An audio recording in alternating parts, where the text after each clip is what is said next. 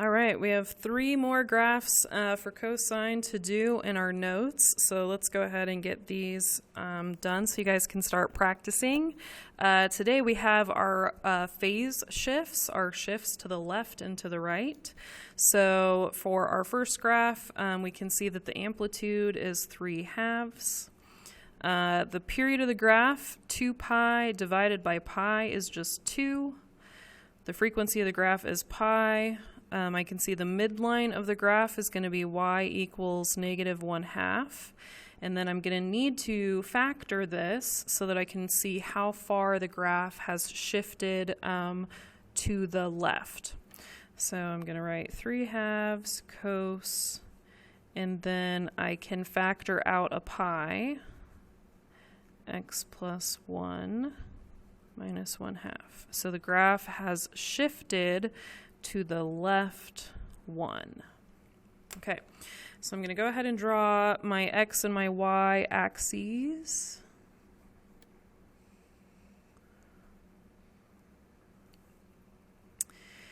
And when I do the period of the graph, I always do 4 boxes, 8 boxes, or 12 boxes. So I'm going to go ahead and draw this in 4 boxes.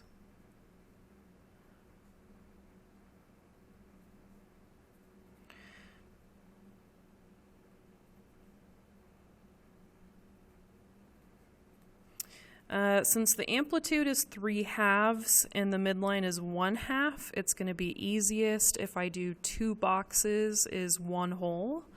And so I'm going to do 1, 2, 1, 2. And I'm going to go ahead and draw that midline in. So there's the midline at -1/2. Okay. This graph is positive, and so that means that I'm going to be starting with the maximums. So from the midline, I'm going to go up 1.5. So I've got from maximum to maximum. In the middle, there's 1.5. Okay. Yep. And then between the maximum and the minimum, I cross the midline. Between the maximum and the minimum, I cross the midline. Okay, so what I'm going to do now is I'm going to see how many points or how many boxes I need to shift my points to make sure that they go to the left 1.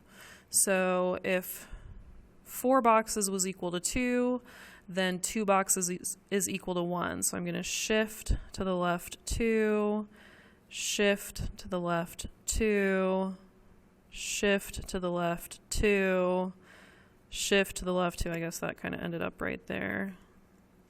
Shift to the left 2, shift to the left 2. Okay, so this ended up being right here. Okay, now it's hard for me to draw another set of these, so I just end up following the pattern. So down 3 boxes over 1 box, 1 box, 3 boxes, 1 box, 3 boxes. So I'm going to go ahead, I guess I shouldn't have X'd out that point.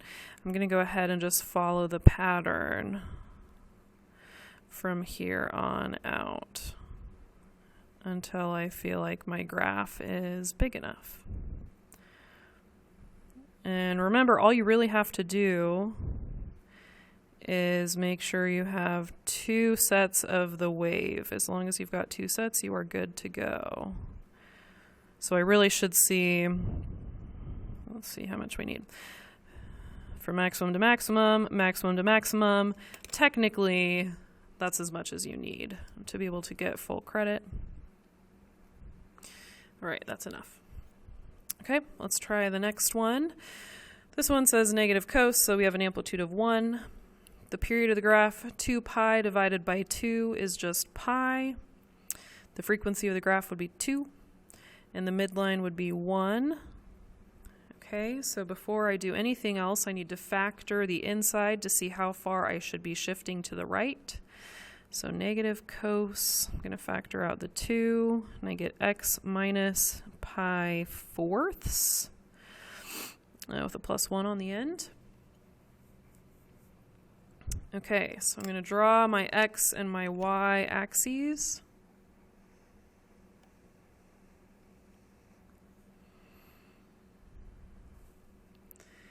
And for pi, a period of pi, 4 boxes, 8 boxes, 12 boxes. If I'm shifting to the right, pi fourths, 4 boxes, 8 boxes, and 12 boxes are all going to do that really easily. So I'm going to go ahead and just do 4 boxes.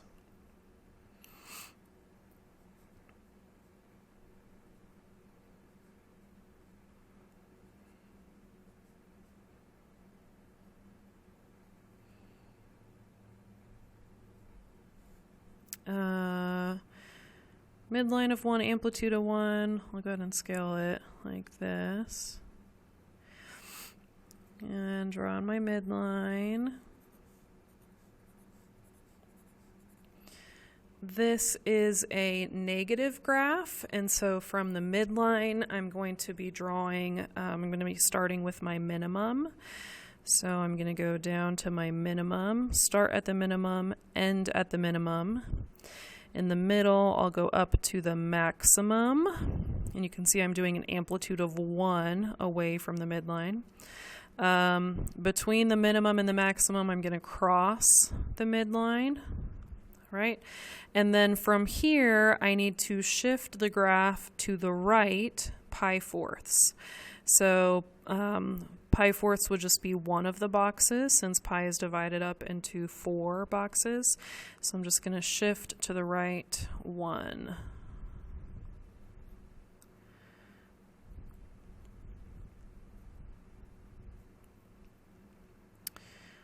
So this one isn't too terrible to draw,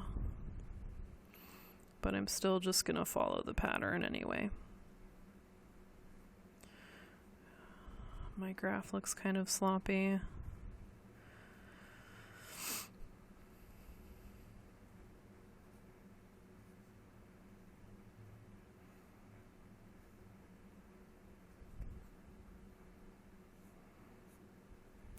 Okay.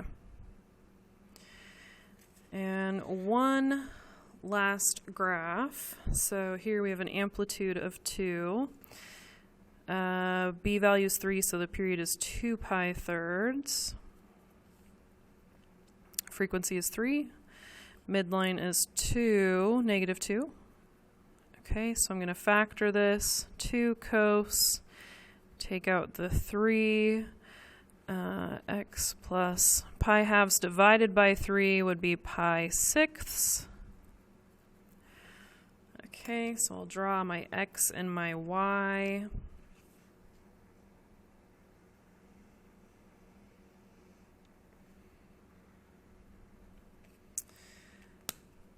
All right, 4 boxes is not going to be bad with the pi sixth because if you think about how thirds and sixths relate to each other, like we just saw that when you took, well, no, that's not true actually. If you take a third and you divide it in half, you get a sixth. And so they have a nice relationship with each other. So I'm going to go ahead and just do 4 boxes.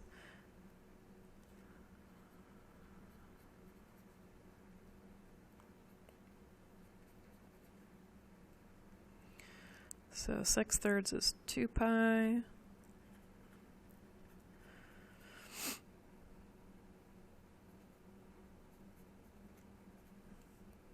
And then since I have an amplitude of 2 and a midline of negative 2, I'm just going to count by ones.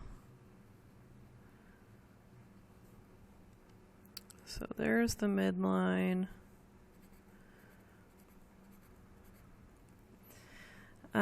This is a positive graph, and so we're going to start with the maximum. So from the midline, we're going to start up 2, and we're going to end up 2. There's the maximums. And then in the middle of those, we're going to go down to the minimum. We're going to cross at the midline. Okay. And now we need to go an amount that is pi sixths. So I'm going to kind of use my boxes here to help me out. So if this is 2 pi thirds, then this would be 1 pi thirds. And half of pi thirds is pi sixths. And if I need to show some more math, I'll kind of do that. Let me zoom in. So pi thirds, if I think of pi thirds in terms of sixths, 1/3 is the same thing as 2/6. So if this is 2/6, then this would be 1/6. 1/6. So that means that one box is a sixth. So we're going to move all of our points to the left, one box. I guess I can zoom out now. Okay. So move all the points to the left, one box.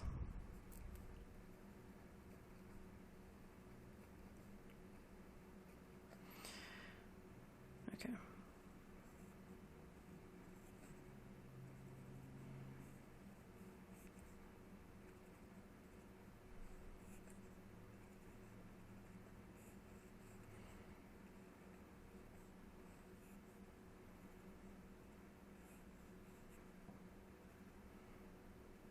Oh, sorry, I went off the screen. I didn't even notice.